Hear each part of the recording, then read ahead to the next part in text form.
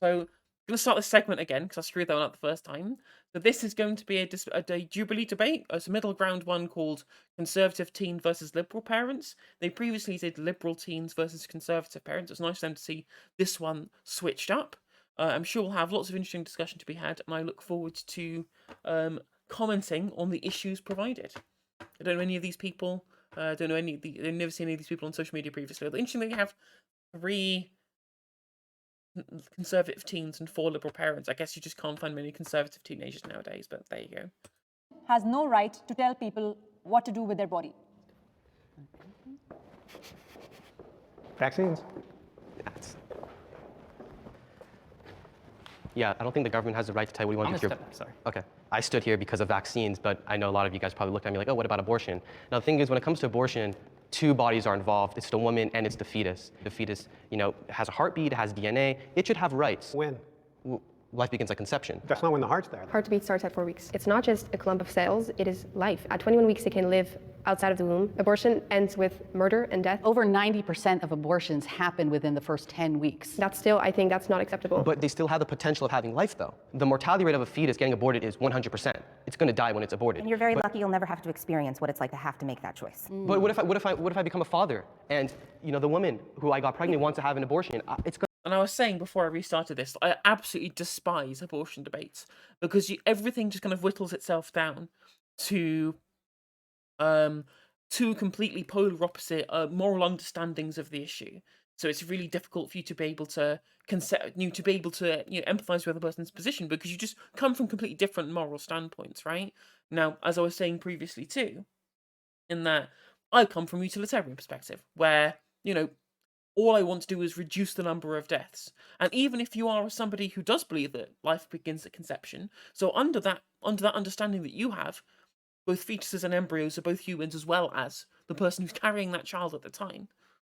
All of the data will show you that banning abortions does not reduce the number of abortions. All it does is makes the abortions that do happen more unsafe. So more people die, making that law bad. Obviously, they're not utilitarians like I am, so they come from a different standpoint. They understand that by having a law that is permissive of abortions happening, that the message that sends out is that murder is okay because in their minds that it's murder. So these are 2 completely irreconcilable positions. I just genuinely don't care about whether or not the law itself is making some kind of moral statement. I only really care about the overall net utility of the law in reducing the amount of human suffering. And unfortunately, abortion bans just do not accomplish that, regardless of your standpoint on the humanity of the fetus or embryo itself and the person carrying it as such, right? There is, especially if you believe there's no difference, then from a utilitarian perspective, you cannot argue for the case of abortion bans because it just doesn't help in that regard at all to be able to, decrease the amount of human suffering that happens as the consequence of the laws being put in place. Now, I also believe that you can argue in a pro-abortion sense from some kind of virtue ethics or new deontological perspective. In general, I do believe that from my own personal biases, I believe that someone's bodily autonomy trumps the kind of the right of the embryo or fetus to be able to stay in the uterus of that person, right? That the embryo or uterus is inherently parasitic as an organism, and I believe it is entirely there by privilege and not by right. And I think that anybody who doesn't want to have to go through the gestational work and that is required for an embryo or fetus to continue surviving in that state should be able to make the decision to terminate that at any point. The death of the embryo or fetus at that point is a natural consequence of you stopping that process, but as has been explained by Shanalika and PhilosophyTube in their respective videos on abortion, is that we don't expect people to go and rescue other people. We don't expect in the case of the violinist, which is a well-known pro-abortion argument, we wouldn't expect someone to entirely use their to be burdened entirely with the responsibility of making sure that somebody else is alive 100% using their own body with which to do so, right? That's a really poor explaining of that particular point. But those are my 2 kind of main arguments, right? Well, I believe that abortion limits as we have them at the moment for regular ones that aren't outside of like medical necessity to save the life of the person who's pregnant. I do believe that at the point at which we understand that a fetus is viable outside of the womb, the first port of call should be some kind of early birth or cesarean section as well, to be able to incubate the child and then make sure that it can survive if possible, right? Because then that person is no longer going through the gestational work required to be able to keep that fetus alive, because it can survive outside of the womb at that point. So that's where my kind of line is drawn. Because once it's viable outside of the womb, the gestational work of the pregnant person is no longer required from there on. Obviously, there are going to be more complications moving forward, especially if there are plenty of cases where, for example, late-term abortions happen because the fetus is completely unviable, regardless whether or not that goes to term or not. And I believe that abortion is also valid in those cases, but those are incredibly rare edge cases as well. And the vast majority of abortions happen because people do not want to be pregnant, and I think that's absolutely fine with which to do, outside of the ability with which the fetus is viable outside of the uterus. If that makes sense as a position to those in chat.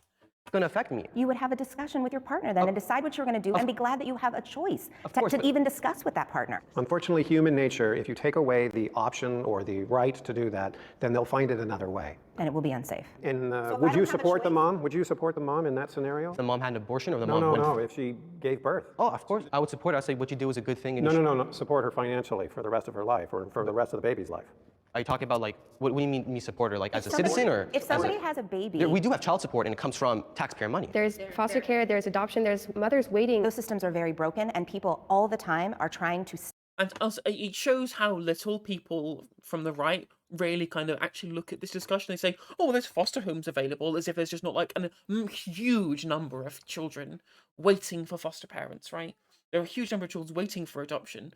The amount of people looking for adoption, the amount of people looking to be adopted is way weighted in favor of those who are waiting to be adopted, right? The demand is just not there to adopt children. They stay in care for a hugely, very, very long amount of time, right? And I think that's a situation that you should theoretically be avoided as much as possible. stop funding for programs like that. Now, I want to ask you guys, do you It's easy to just say, oh, we'll just put the child up for adoption, as if that's not really bad for the child itself. support vaccine mandates? Yes. So I mean, you stepped forward and said the government shouldn't tell you what to do with your body, though. Why would you support? My issue is that I believe that the government should not be able to tell me what to do with my body, but I have to accept the consequences for the choices that I make with my body. The vaccines, for instance, I absolutely felt that everyone should get vaccinated. Why? Because this was a pandemic. But if you don't want to, I don't think the government should have to tell you that you have to. But you then have to suffer the consequences of your choices, which means you cannot patronize certain places. You can't put other people at risk. I know you're saying they're doing it to.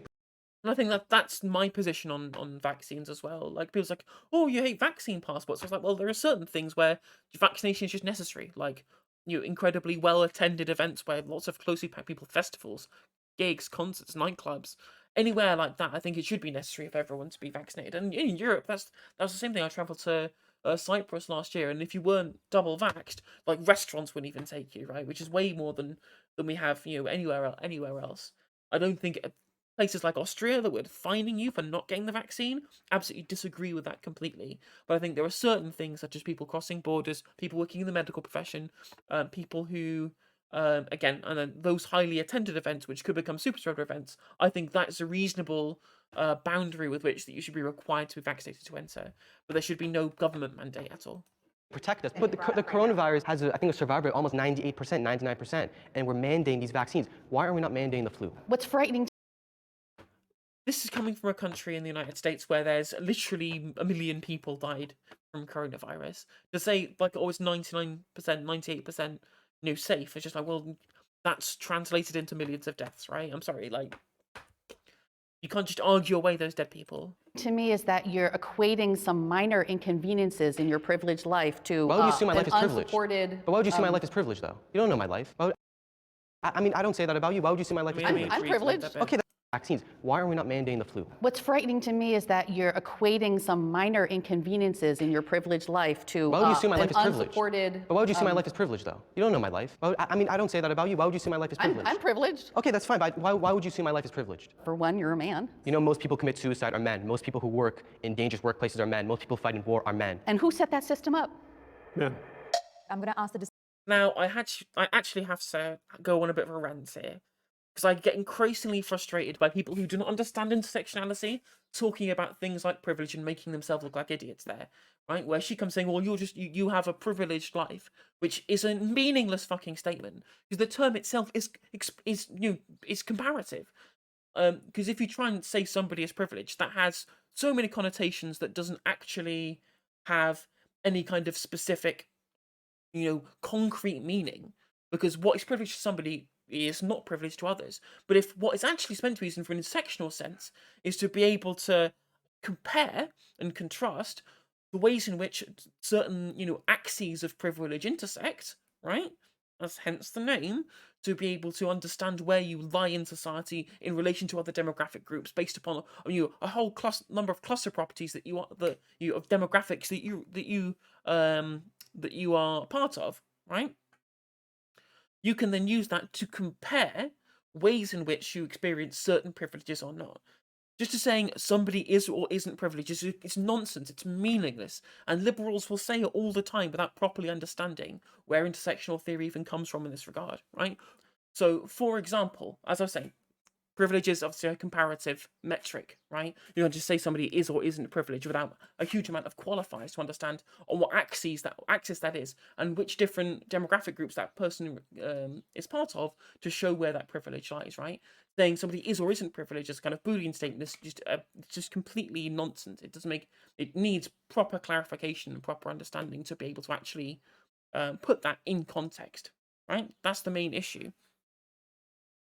So, for example, one might say, if you're a man and you're also a person of colour, right, in certain situations, you have some level of privilege with regards to the way you're treated in the workplace, the way in which your suggestions are treated a little bit more, as with a little more gravitas than if you're a woman, or the ways in which you're not at risk of sexual assault when you're going out at night, or, in general within friend groups or things. Most sexual assaults are committed by people who actually know the victim, but that's a digression. But obviously, as a person of color, you're more likely to get stopped by the police. You're more likely to be overlooked in kind of hiring decisions as well. And also, there are some things that you would lose that you're not as privileged for by being being a man and being part of that demographic group. For example, in the legal system, where you're more likely to get harsher sentences, you're more at risk of depression, like he says, more at risk of suicide, etc. Things like that, right? So these are all ways in which, that depending on the context and depending on the demographic group, privilege is there or isn't. Now, I would say overall that that women are, by and large, more underprivileged than men are. But again, it's entirely contextual, depending on the situation and what a context that you're talking about it in. Because to clear off that point, again, to say you are privileged or you aren't privileged, it's a meaningless statement without context. disagrees to step forward. Well, I think I give a unique perspective on this because I actually do agree with the vaccine mandate. I think COVID was just a huge disaster, and I think it could have ended a lot sooner if things were more organized. Definitely. As far as whether the government should intervene on people's bodies, I think there are a lot of instances where the government should. One, to protect the society in general, especially in cases such as a pandemic where the disease could literally wipe out cities. In other instances as well, such as drug use, I think the government should intervene because when you have a society that's addicted to opioids or crack, it spreads like wildfire. And I've seen it firsthand. It's very difficult to control without the help of government. Now, on the topic of abortion, that one's very complex. And in general, I always want to favor a woman's right to choose. But I think there's also a very fundamental question that both of you brought up is at what point is a fetus a human or a person? Let's say a child is 8 months in the womb, and at that point, the baby has a heart, the baby has a brain, has legs, has arms. Do you think it's okay for that to be terminated? Nobody is doing that, and nobody is having abortions with viable fetuses unless it is a medical emergency that will kill the baby and the mother. My name is Ben. I'm a business consultant for a telecom company, and I'm a liberal dad. When it comes to the abortion issue, I am not exactly sure where I stand. I am not pro-choice or pro-life. My name is Dawn. I'm a regional sales manager for a dialysis company as well as a therapist, and I'm a liberal parent. As far as my views on abortion, to be honest, it just makes me very sad. I can't believe that we are moving backwards by taking people's rights away to choose what's happening to their body. Not being an LGBTQ plus ally makes someone a bad person. Yes. It's strong, It's isn't it? a, right, a little it's a strong. general way to put it. I would question someone's empathy. That's it. And their awareness of the other people around them, because I guarantee you know someone that's Absolutely, LGBTQ. and their environment. Right. Discussing the validity of the existence of other human beings isn't a political issue. That's like It's there, whether you there's like it something or not. wrong with Yeah. you Yes. if you like, no, trans people don't exist. Well, obviously they do. I would like to think that it's a safer world Yes. to be LGBTQ, but that Yes. would be naive. Of course. People are getting murdered for being trans. You know, yes, yes. and gay. It's scary. I have 3 kids. I have 3 boys. Oh. One of them is trans. I worry that, I mean, for however progressive a new generation seems, that, you know, I have to think about, will there be violence done? Which, I mean, every parent worries about violence. That's part of the gig of being a parent. Yes. And I've got an extra, I've got a new layer. My child is in a wonderfully privileged situation where they have a lot of support. Okay, that helps. But as they get older, As you their get- circle as gets your circle wider, gets wider, and you- my sphere of influence gets less effective as Yes. they get older. You Yeah. know. Hi, I'm. Yeah, I'm looking forward to my two favorite topics of discussion: abortion debates and debates about the validity of trans people. I'm sure this is going to be an excellent and very, very informative panel. Cindy. I am a stay-at-home mom, and I am a liberal parent. One of my children came out as trans 2 years ago. Mine and my husband's response was, "That's great. Would you like to go by these pronouns? And would you like to pick out a name? Let's make sure that we talk to a gender specialist so we know what options there are, and we'll just take No this worries, Dante. one step at a time. We'll move forward with the best information possible." Can they disagree a step forward? I can provide a unique perspective on this because I'm actually bisexual. So I think not being an ally, as long Oh, we have a traitor in the midst. as you're not harming people, you're not harassing people, you're not posting on social media that these people suck, then I don't think you're a bad person for that. As a Christian, I don't think that being LGBTQ aligns with God's view of the family. It doesn't mean that I will disrespect them in any way. I just think that it's a sin. I mean, there isn't even that much in the Bible that contradicts the existence of like queer people.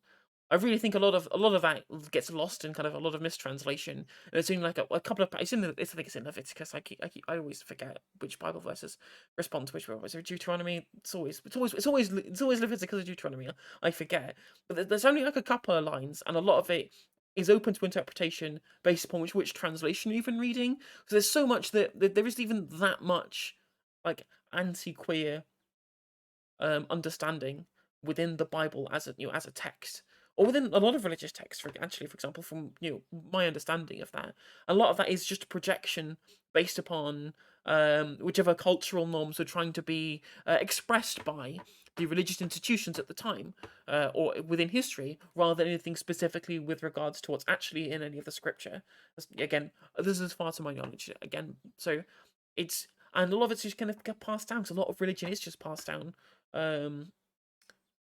from parent to child, rather than from some explicit interaction moving someone towards that particular religion. So that's why a lot of these viewpoints that may not even be informed by scripture would all be informed by the overall teachings of the church as a whole, get passed down culturally from as people instill values in their own children. I mean, that happens regardless of religion, regardless of kind of country or society that you live in. Cultural norms and biases always get passed down from parent to child. I mean, happened with me too, like moral values. That like my value set is partially informed from what I was taught by my parents. So, As far as your faith is concerned, what would happen if your child came out to you that they were gay, bisexual, trans? I think that if the sin is not practiced upon, it's not a problem. It can be dealt with, especially with transitioning. It usually comes from mental problems like depression, anxiety, and all those things. So you think they can be kind not true. Most people have seen that. the studies will even show you, rather, sorry, the studies show you that the things like the depression, all these issues that people that are trans have, that people think is causative of the transness, get completely ameliorated by the transition therapy that they go through, and the vast majority of the studies will show you that that is the case. So the inference from that is a lot of the mental issues that come from, or that are, I guess, kind of codependent on being transgender, come from A, the societal stigma, and B, having to live with gender dysphoria pre-transition, which these things mostly get alleviated by going through the transition process. Kind of taught So again, it's kind of a chicken egg kind of fallacy going on here. to not be gay? No, I Pray think the it's, gay away. Do you support conversion therapy? no, I don't think that we can convert anyone into doing anything. I would not ostracize my child, but I would not support it. Just like I don't support any sin. So I think that if you want to be transgender, you could be I mean, as all the scientific studies will also show you, is that conversion therapy does not work. People are gay, or are they not, or they're not, rather. Sorry, you are gay or not, as far as all of the scientific literature is concerned. So the idea that somebody can be converted out of being gay is a thing that just can't happen. It's never been shown to be something that you can reliably do in scientific trials that have been done. So if you believe in God and him as the creator, etc., then you must also believe that the ways in which the people were created to be inalienably gay, because that's how all the scientific literature will tell you, must have been created so by God, and that's fine, as long as you don't use that position to say that somebody is going to hell because of it. transgender. We live in, I'm doing well, again, Ross. I I said, hope a you're free doing well, nation. too. But if you're asking for my opinion, I believe that men and women are completely different. We have different chromosomes, different bone structure. If you are a transgender woman, I still view you as a man. You could express yourself as a woman. That's fine.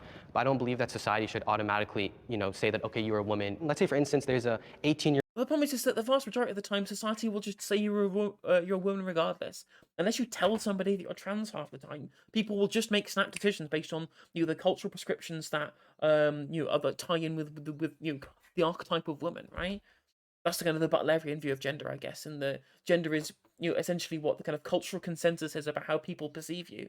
I can somehow, in some respects, align myself with that view. I think that it's the most kind of it's the one that makes the most sense to me, I guess. There's loads of different understandings that you can have, but him here saying that, well, I will always think of you as a man if you're a trans woman. There are plenty of trans women who you've met you will not know that they're trans. You just treat them like women. As all intents and purposes for you, they have just been women.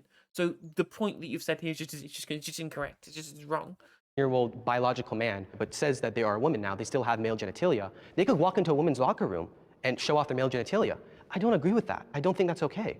That's not happening. It is happening, though. Is it really happening? It really, really, really is not happening. If you'd met literally any trans people who you knew were trans and had conversations about this, you would understand that literally the last thing any trans woman or trans man, for that regard, wants to do in changing rooms for people to see their genitalia is that it would be an absolute fucking nightmare. The last thing he wants to do is get changed in front of people who would be in any way upset at seeing how no, we literally. That sounds like the literal fucking worst thing that can happen. I absolutely am terrified of changing rooms. To be honest, the anti-trans kind of hysteria at the moment in the UK is so bad. I'm scared of public toilets. Right, I don't feel comfortable just going into the toilet. The idea of going into a changing room, that absolutely fucking terrifies me. And I'm assuming the vast majority of trans women are of a similar opinion. Is literally I think it transphobia. definitely could happen, though. it's rare, though, And but- not even a trans. It could just be a creepy guy, like pretending to be. Yes, creepy guys are. I'm in much more danger in a women's restroom from a cisgender straight creepy guy I know, but than I am a that trans gives them person. the excuse. That's what I'm trying to say. So do you support gender-neutral bathrooms? Like women and men can go into the same bathroom? Well, yeah, because if you're a cisgender man and you're really gonna just do a sex attack, right? And this is the Niskuma bit that I'm just kind of almost repeating verbatim here. If you're a cisgender man who really, really wants to do a sex attack, you don't need to go through the rigmarole of transitioning to be able to enter a women's toilet, to be able to do the unspeakable crimes that you wish to do. Because there's no chromosome force field stopping you from doing so. You're just going to walk in the door. The sign isn't going to stop you.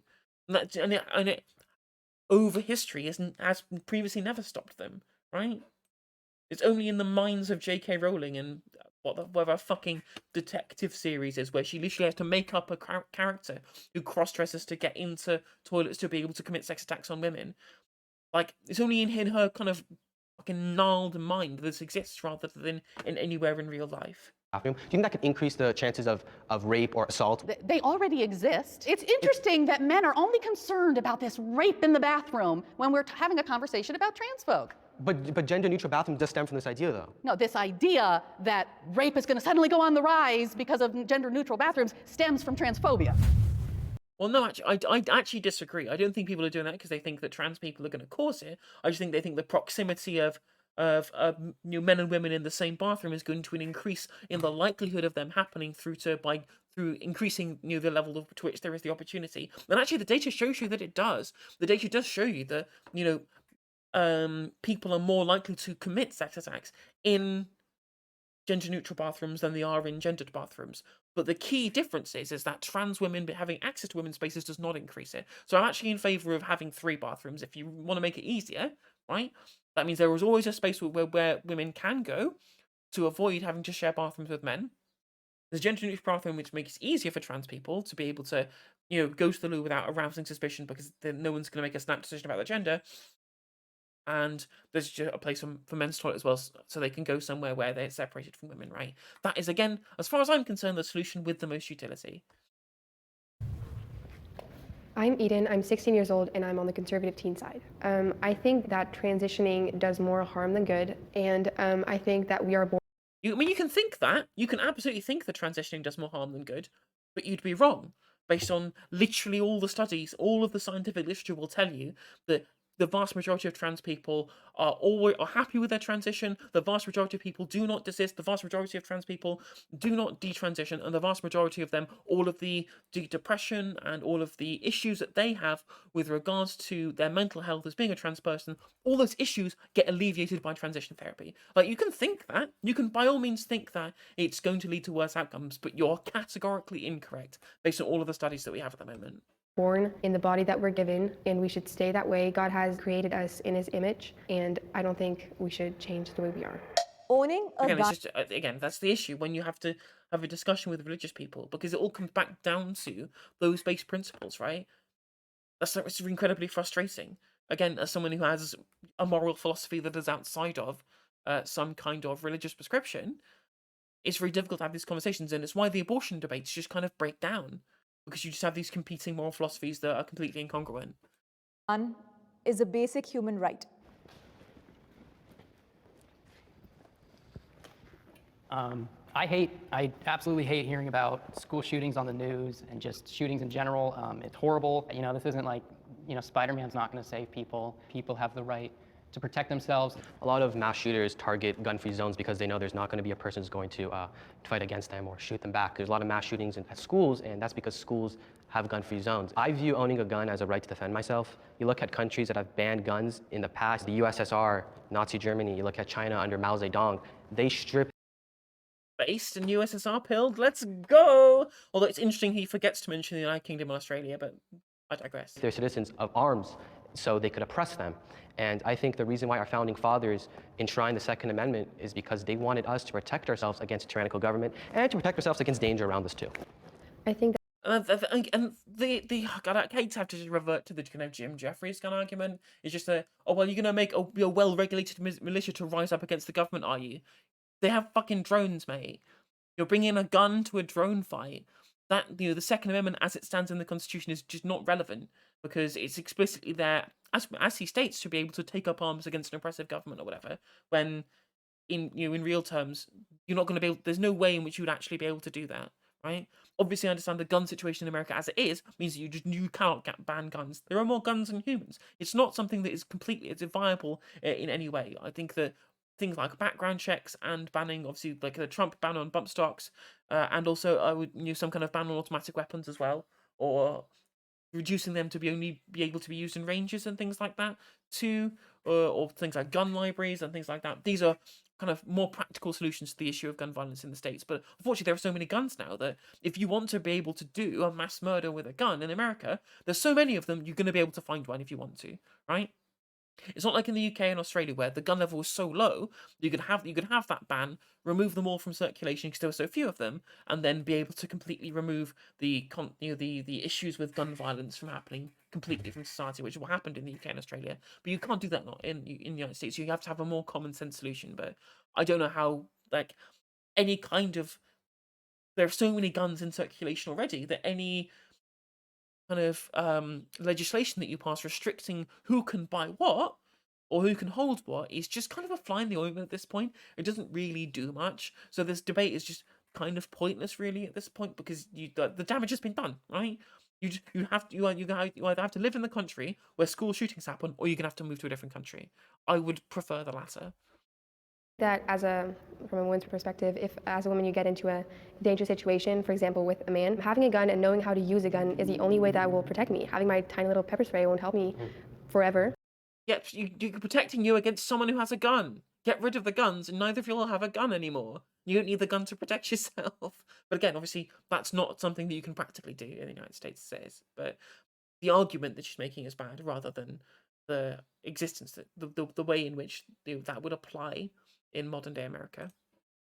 I think definitely if you take away guns, the bad guys will always get their guns one way or another. I live in Los Angeles, and LA has strict gun control laws. And that's also another stupid point. Like, the bad guy will always be able to get the guns, right? This always has the understanding that guns are as cheap as everywhere else as they are in the United States, when it really isn't. All of those regulations about who can own guns or the ability to buy guns on the black market, like, the difference between spending, £800,000 on a gun in the United States and spending $30,000 on a gun on the black market in Australia or in the UK, probably more due to inflation now because that Jim Jeffries clip was filmed a fucking decade ago, right?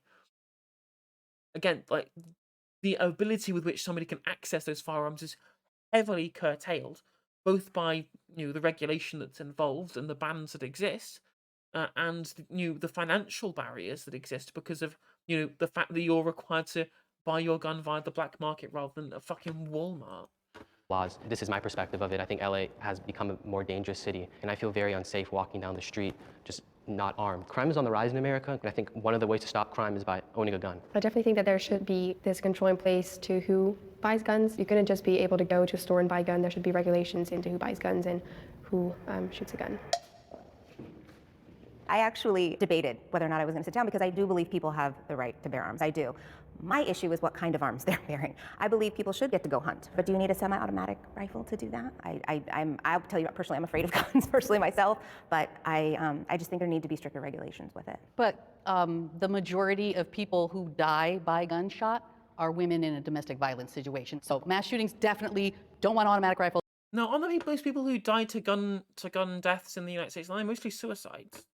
Against that, nobody needs them, but the most dangerous gun is the one in your home. I do want to ask you a question. Do you think that women should have the right to bear arms to protect themselves against? Yeah, But if your partner's going to commit intimate partner violence against you with their gun out of nowhere, I don't think you're going to have time to fetch your defensive weapon.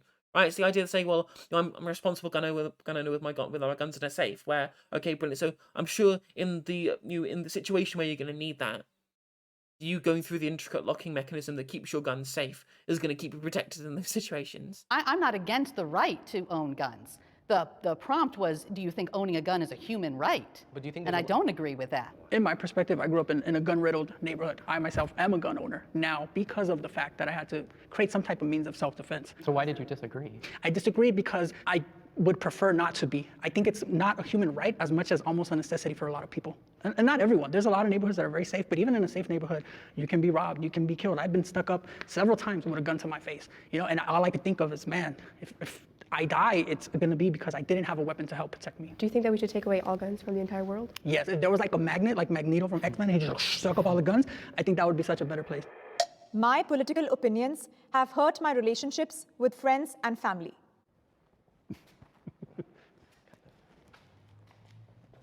I think for this, I've just created such an echo chamber, and I have for a very, very long time. I guess just the kind of people I grew up around and the friends I had, and also just being a trans person, like, and being visibly gender non-conforming basically the entirety of my existence. Has meant that I've just literally never really entered any kind of groups where I would disagree with new friends on a kind of political level. Like, the one person who I've had a massive disagreement with about trans stuff wasn't even like a friend at school, just some random person who I went to school with at the time, and then they decided to be a massive fucking turf online. And they're a teacher, which is incredibly frustrating. During 2020, when America got really like politically intense, and my teacher, she was very politically active, and she wanted us to speak our voices, and they found I was conservative, and they said, okay, you're completely going against what we believe. Like, the whole school is very liberal, and I guess they just kind of pushed me away. Did you feel like you would get bullied after? I'll just get looks. Some people come up and say, you're a racist or you're xenophobic. They would tell me, oh, do you support Trump? But I just brushed it off. I told them, hey, I respect that you think like this. Please respect me. I think that is whether or not we have. But yeah, there's the issue is when you go, well, we just disagree. And I'm like, well, I'll happily disagree with about tax policy. I'll happily disagree with you about, the level to which the government owns certain state-owned enterprises, or the level of public ownership or private ownership within an economy. We're going to have kind of some kind of understanding to agree to disagree. When you're coming and saying you're trans, so you're going to burn in hell, and you're theoretically a rapist, and I'm going to ban your access to spaces that keep you safe. And I'm like, well, why? I can't be friends with you for this reason, right?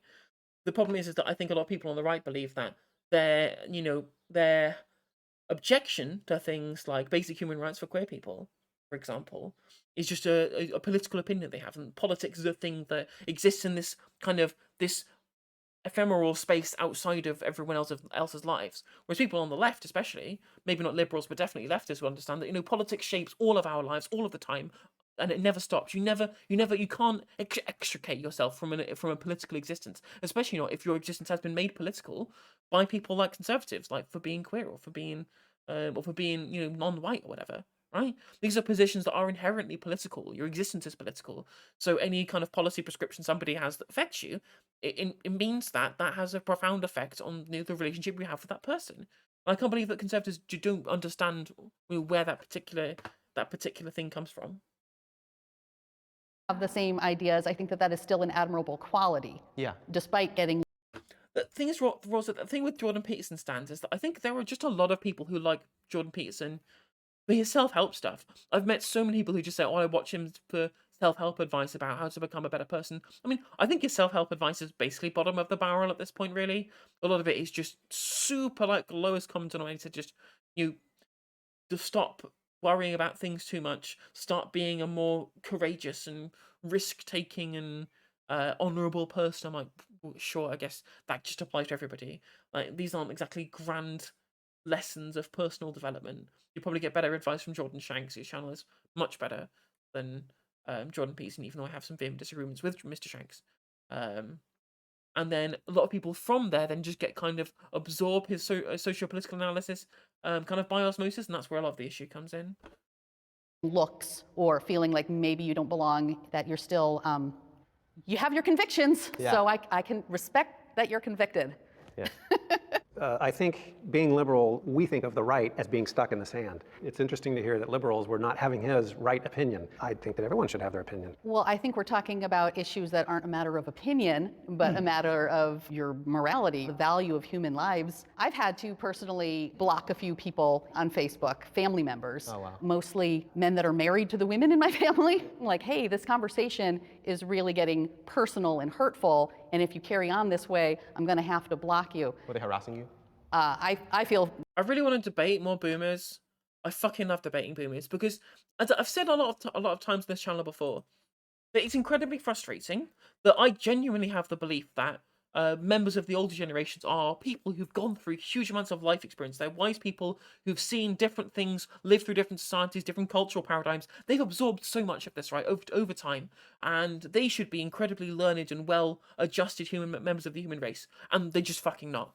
Like, these are the people who will share nonsense memes on Facebook. They will imbibe conspiracy theories they see on the news, and the people who don't even try to understand that maybe things might be a little bit different nowadays with the cultural prescriptions that we have, the economic situation that we have currently as well.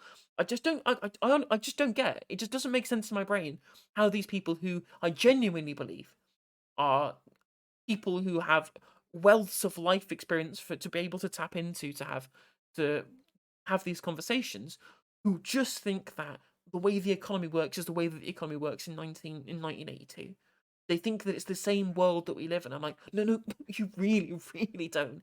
Like, they just say, well, you need to work hard like I did when I was your age. Kids these days just spend too much money, when that is categorically just not true. They just believe any of this kind of nonsense. I'm just like, but you're the smart one. I'm the person who's only had 12 years of existence as an adult in this world. I'm the only person here who is incredibly kind of bereft of real life experience by only working a couple of jobs just coming out of university and then, talking shit on the internet on twitch.tv. You're the person who's spent the entire life in the world of work, who's now retired, lived through cultural paradigms and shifts in the way in which our world works. And I'm the one having to explain to you what's different about the world now because you refuse to pay attention. It's infuriating and actually very frustrating, because I want to think that a lot of people who are of that generation, we should be treating with a great deal of respect for what they've done and what they've achieved and what they've contributed to society. I mean, to be fair, the older generation, like the generation above the boomers, the greatest generation, they all agree with us. They all agree that it's harder for people nowadays, right? They all agree. The people who come down and say that what we fought for in the world wars is being destroyed by an awful government. It's the boomers. It's a generation below who think that all young people are entitled and they refuse to see things with any sense of empathy from our perspective. And I find that intensely difficult to deal with, because I don't know how to respond all the time. They don't listen to empiricism from people who actually experience what life is like as a young person today. Although I'm 30 now, I'm not exactly a young person anymore, but compared to boomers I am. But anyway, bit of a weird tangent, but there you go. Very harassed. Yeah, I'm belittled. Were you ostracized, or was there someone that you... I think on my end, it was myself. I understand people have different beliefs, and I respect that. And I think it's good for everyone to share their beliefs. That's the way we progress. But I think when people become ignorant or offensive consistently without any type of evidence or any type of backup behind that, that's the point where I say, you know what, I probably shouldn't be friends with you, because you may smile in my face, but behind my back, you have a different sentiment. I haven't lost any relationships because me and my friends don't really dive into politics. We kind of just play video games and talk about comics together. I think if you lose a relationship over politics... How can you be into comics and be a conservative? That's another thing I don't get. You're just reading things that just the vast majority of the time have a completely opposite kind of moral kind of pendulum to you, moral barometer. That's one thing that's really strange, where you get conservative people are into kind of very left-wing media. I guess there are plenty of kind of right-wing understandings of comics. I guess that some people, like Batman, is probably pretty right-wing comic, I guess, from some perspectives, but... Politics, that's kind of sad. Unfortunately, it's a part of growing up. Yeah, for sure. Hopefully you won't lose any friends, but usually as you get older, start to see those divides a little clearer. When you guys are older than us, was it like this going back 20 years ago? Politics has changed so much, and I think you touched on it, that now it's being associated, policy is being associated with ethics. I haven't lost any friendships or relationships because I won't allow that to happen. I believe that the majority of us, probably about 80%, are in the middle with varying degrees, and there are those people who are very, very conservative, very, very ultra-liberal, who are the outliers. I think it's subtle. Where you have somebody that you meet with on a regular basis, you talk with them, you have a good time. If topics get brought up, and it's a oh, okay, you're one of those. They don't tell you that to your face, but it's kind of subtle. And also, I think with the prevalence of social media, people's opinions are a lot more out there. I never understood why anyone posted political opinions on social media. I think it's just annoying. Well, I have 3 kids. They know more about politics than I did when I was voting age. It's annoying, yeah. I think it's very encouraging, because they're going to be more informed when they are of voting age. I mean, yeah, it's interesting to say, well, I don't know why people post politics on social media. I find it annoying. It's like, well, hang on a minute. It's the fact that people are posting politics on social media so much that has actually led to what I feel is probably a pretty informed younger generation, right? Certainly more informed than I was when I was their age, as that lady there just said herself, right? And I think that what we have as well is a generation of young people growing up with the internet with a much better view of media literacy than a lot of people who just kind of took mainstream media as read and didn't critically analyze it. I think a lot of young people kind of break through that, because you have to. You get bullshit thrown at you from all sides on the internet 24/7. So you have to cut through and understand how to think about these pieces of media more critically than anyone before this age ever had to. I think it might be where my rant about boomers, falling for conspiracy theories on Facebook, probably where that comes from. Just a different understanding of the way in which media operates. Yeah, it makes life more divisive. I mean, there's more arguments and stuff, and more relationships ending because politics is such a big part of life. Good. Arguments is... Oh, no, I like arguments. Hi, my name That's why I'm a political streamer. is Scott. I am a liberal parent. I have many children. I have 4. My oldest daughter is extremely left-wing. My 2 middle daughters are roughly right in the middle there. And then Chase is conservative. My name is Chase. I'm 19 years old, and I'm on the conservative teen side. My dad's Scott. We talk about politics, mostly gun rights and the government in the economy. We disagree, but we like hearing each other's side. The feminist Ooh, government. Why can we not have a conversation about the government? Why is it just been like 4 social issues in a row? Could we please have a conversation about the state involvement in the economy? That'd be much more interesting to me than having to deal with abortion and trans debates all over and over and over again. Because I have the family member was your sister because she's like a full-on TERF. Well, it'll be interesting to know like the way in which you've had those conversations with her. I hope I've helped in the very few times that I've talked about those issues on stream, because I tend to avoid them. I have to deal with trans stuff enough in my real life, but movement is overrated. Oh, yes.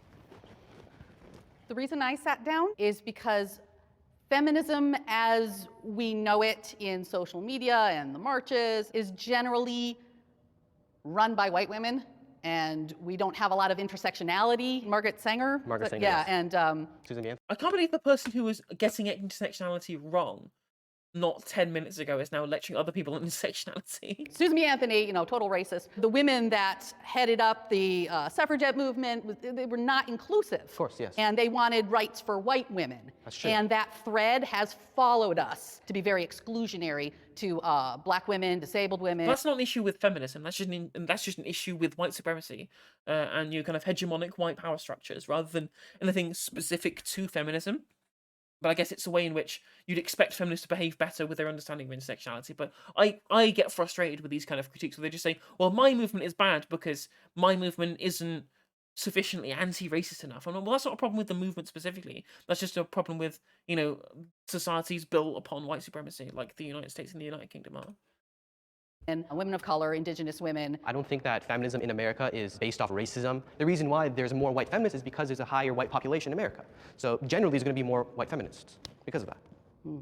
I think that definitely in the beginning of feminism, feminists wanted votes for women, that women would be allowed to work, would be allowed to go to universities and such.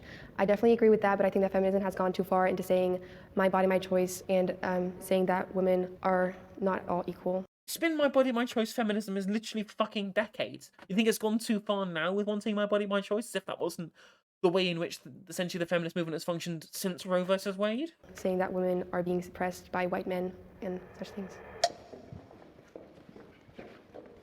No, we got a long way to go. There's just not enough done. In America or just in the world in general? Well, America, for sure. The world in general is a heck of a lot worse than America. Yeah, I agree with you. I think that women should be able to do everything that men can, but we also have to protect ourselves. So if you want to be a stay-at-home mom and do one of the hardest jobs on the planet, you absolutely should be able to do that. But you should also discuss with your partner and put in things into place so that you're protected if you choose to do that. Some women aren't doing that, like life insurance and things like that. I think part of feminism is being able to take care of yourself.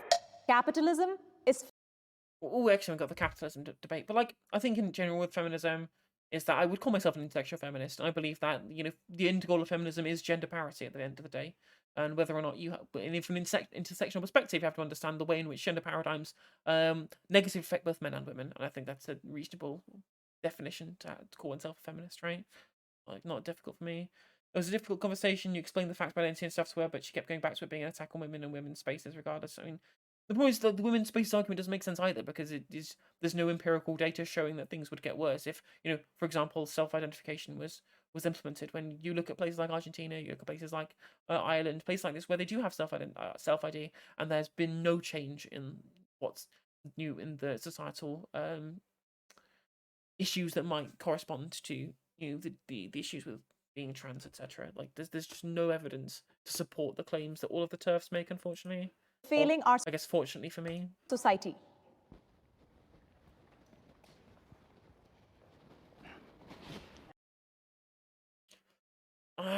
I hate the definitions where they just call capitalism is when the government doesn't do stuff, and socialism is when the government does stuff. Breathe.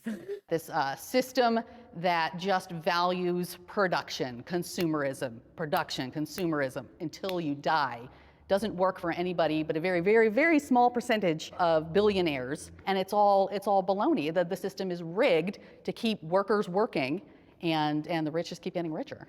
Yeah, I think there could be some good in capitalism, which is like the innovation part of it.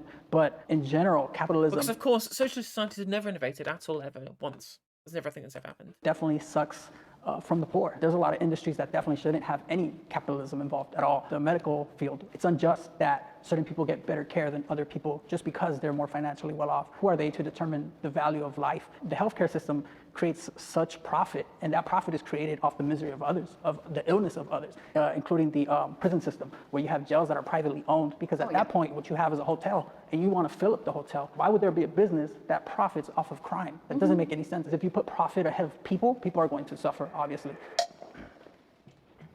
So you said like only the billionaires succeed in capitalism, and I gotta disagree with that because I'm the CEO of my own company. A couple months ago, I started a jewelry company, and I'm not a billionaire, but it's been relatively successful enough to I can make rent and go through college a bit. So I think there's people like me who own a small business. But I mean, for example, look at the new economic policy, or you look at kind of the market socialist economies of places like Yugoslavia or whatever. You would still be able to open your small business, still be successful, but you wouldn't be able to have a workforce that you exploit, and you wouldn't be able to become a billionaire, and the billionaires wouldn't be there, right? The idea that you being able to engage in some level of commerce, selling jewelry or whatever, in a socialist society or in a non-capitalistic society, for example, maybe not explicitly socialist as Marx might describe it, that's just not you're saying, well, I succeeded because of capitalism. Well, you succeeded because of commerce, because of trade. Once you start setting up a company in which there is the employer dichotomy, and you start extracting people's labor value, and you start engaging in MCM exchanges rather than CMC exchanges, then we start having a problem. Who capitalism really benefits. If capitalism isn't the solution, then what is the solution? Do you want to hear it? Socialism. Fully automated luxury case-based companies. Oh, fuck that one out. Socialism. So the problem with democratic socialism, I mean, you talk about how capitalism hurts the middle class, but in reality, if democratic socialism was tried, the middle class are going to be paying way more taxes, not just the rich. You see, the rich don't pay taxes. Ah, yes, socialism, famously the economic system where all that happens is people pay more tax. That's it. Go home. We've solved the argument. Socialism is when government do taxation and takes control of everything. We have socialism because the government has taken over. They don't work. They make money off assets. The middle class, they work. And because they're working, they're going to pay more taxes under a proposal like Bernie Sanders or... Well, no, the middle class also make money off assets as well. Part of being outside of the working class or being middle class as opposed to being a member of the proletariat is that a proportion of your income does come from assets, rather than come entirely through labour. That's the kind of what I would confer as kind of the definition of the middle class. I mean, it's a fucking watered down term at this point anyway. I guess some people would call middle class the petite bourgeois, but I think that it makes more sense from an economic perspective in the modern day to talk about middle class people as those who do not have to worry about, they don't live paycheck to paycheck, and they gain money from some other means other than just selling their labour power to a capitalist, and then getting paid a wage for it, right? I think that's a reasonable definition as far as I'm concerned, in a Marxian sense of the way in which you would differentiate from the proletariat and the middle class. But again, it's still not exactly the best definition because middle class just doesn't. It's just a nonsense term that middle class as a term exists to try and separate the moneyed working class from the precariat, right? The people who live paycheck to paycheck and those who have, who live a more comfortable life, they want to see themselves as better, so they invented middle class as a way to differentiate, right? It's only a way with which, as a construct, the capitalist class get to divide the people, the haves and the have-nots within the working class, right? I don't know, AOC or Ilhan Omar. I personally am okay with paying higher taxes. I would love people who make billions of dollars pay their fair share of taxes. But increased taxes... Also, if middle class people paid more taxes, inflation would go down. For a better situation for people overall, that is exactly what I stand for. I'm not sure that socialism is the answer. Yugoslavia before World War II did okay, but they didn't do all that great, and they were taken over quite quickly. What I'm thinking is capitalism, although is not the best. What about socialism? What about Yugoslavia post-World War II? What about Grand Marshal Tito, the Giga Chad? Solution is one of the best solutions for a democratic society. Think about socialism, you think about wealth distribution. And then money becomes a very big role. I'm going to have an aneurysm. Socialism isn't just when you redistribute wealth.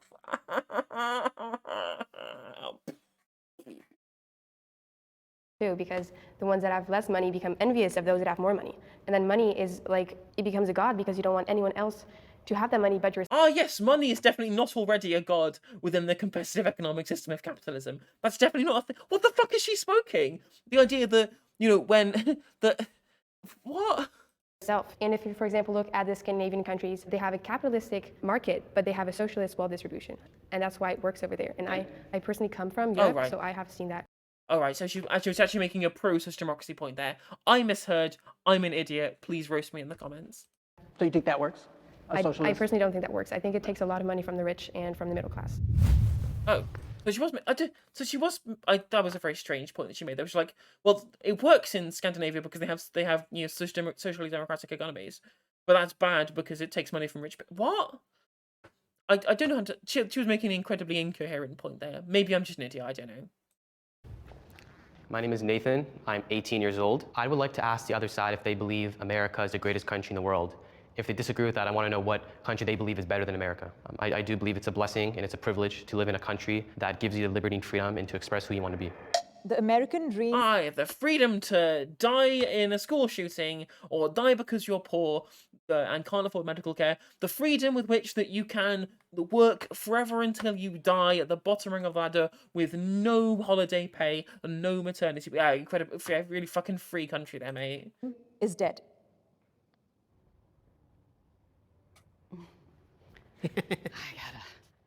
Spoiler alert, never fucking existed.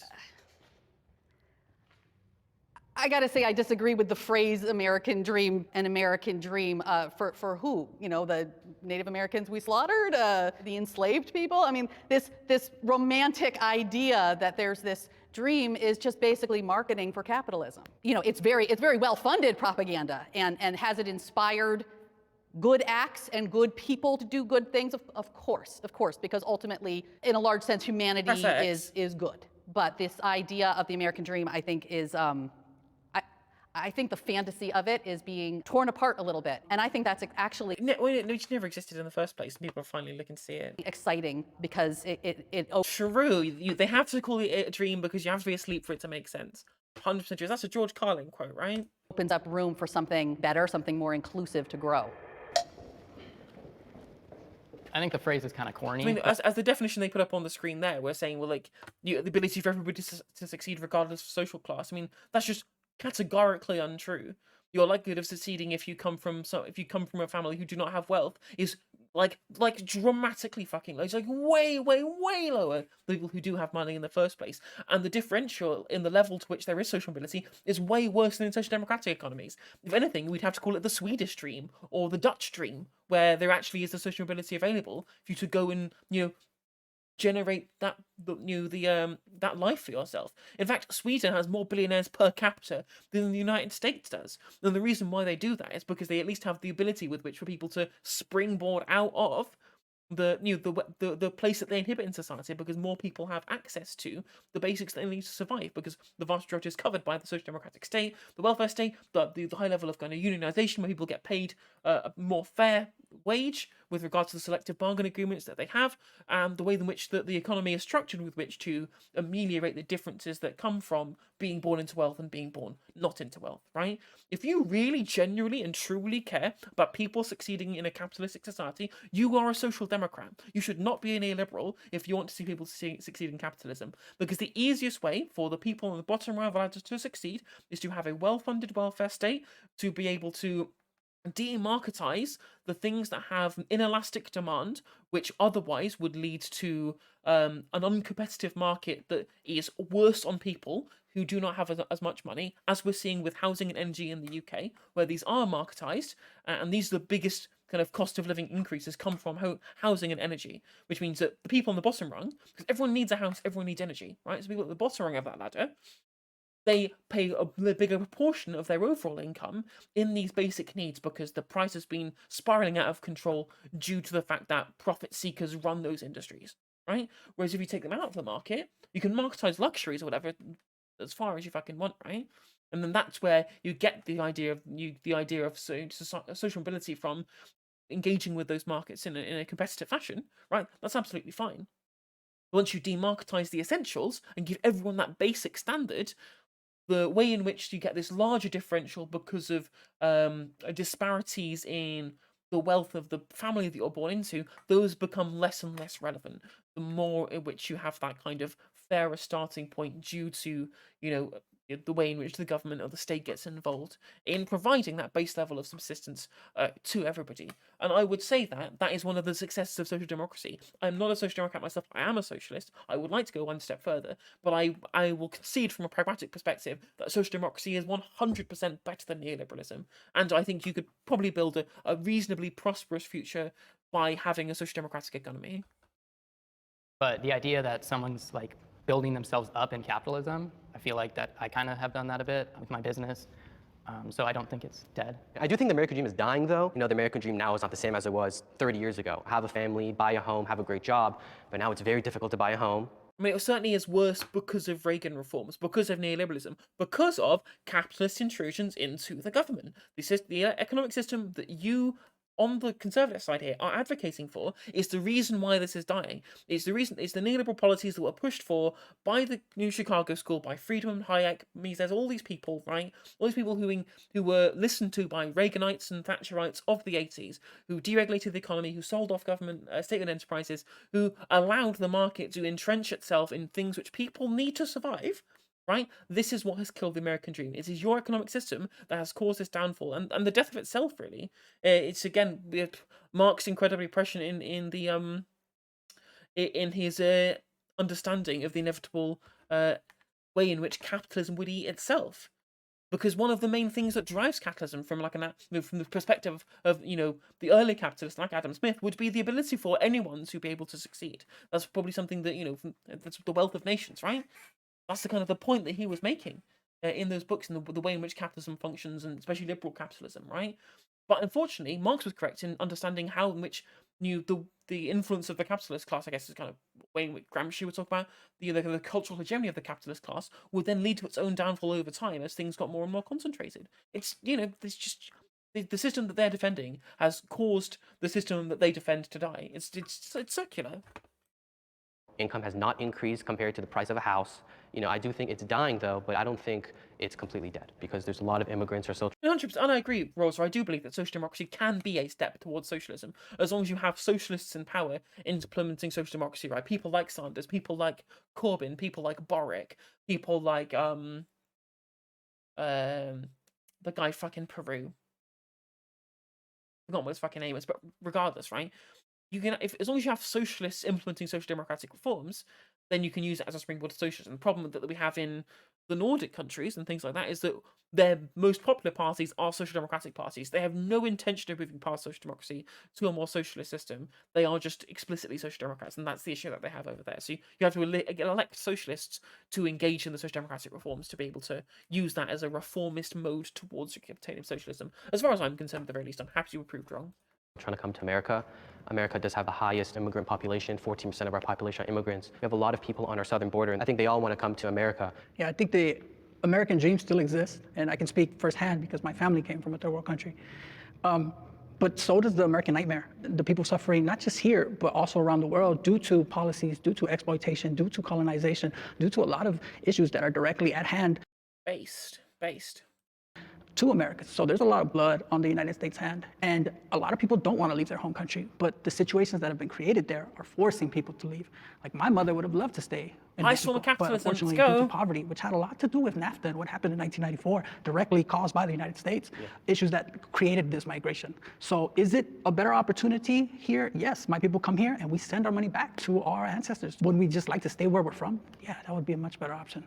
As an immigrant myself, I definitely think that the American dream still exists. We long for the opportunities that people have here in America, for the job opportunities that people have, the innovations that are available in this free market economy, this capitalist country. So the American dream is in the eye of the beholder. If you're an immigrant or if you live here, it's different, and it's going to be different. I don't like the idea of the American dream, but I am a person who's still going to always believe in hope. If you work hard and you take advantage of opportunities, you can make a difference in your life. I mean, you're an example of it. I'm so amazed by you. I think it's awesome what you're doing at such a young age. I am very, very impressed with you three. My hope for you is that... That's where me and you disagree. Liberal woman, I think that he's a bourgeois dog. No, probably isn't. I mean, what he is doing, I mean, I'm assuming his own business that he's the CEO of is just his own business on his own, right? So I can only assume that he is not engaging in labor value extraction at this point. I don't know, but he may have employees. I have no idea. You stay open-minded and that you're always willing to be learners and not just listeners. Yeah. So. All right, great. Well, it is telling, considering we watched like conservative parents versus liberal teens a while back, one with Parker Sedgwick on it. It is remarkable how much smarter, how much more erudite, how much more well-spoken, and how much more knowledgeable the conservative teens are than the conservative parents. Again, it doesn't make any fucking sense. It does not make any sense to me that young people these days are just so much more well-informed than the older generation, as I was ranting about before. But you know what? Fair enough. And I thought the liberal parents did a good job. There was people talk about socialism, people talk about imperialism and colonialism, and they did a pretty good job of defending their own points to the liberal side as well. Which I guess the problem is in America, liberal means anything. Liberal means anything from center right towards communism, as far as they're concerned, or to what they call communism, which is what someone in my chat was arguing on Monday was what the Democrats are, basically communism. Pretty weird point, but regardless, I digress. Anyway, an interesting debate panel, and yeah, I like it when you see smart young people in these things, and I think it's good. I think that Jubilee do self-select for smart young people to try and give young people a fair shake, because I think we are incredibly lucky.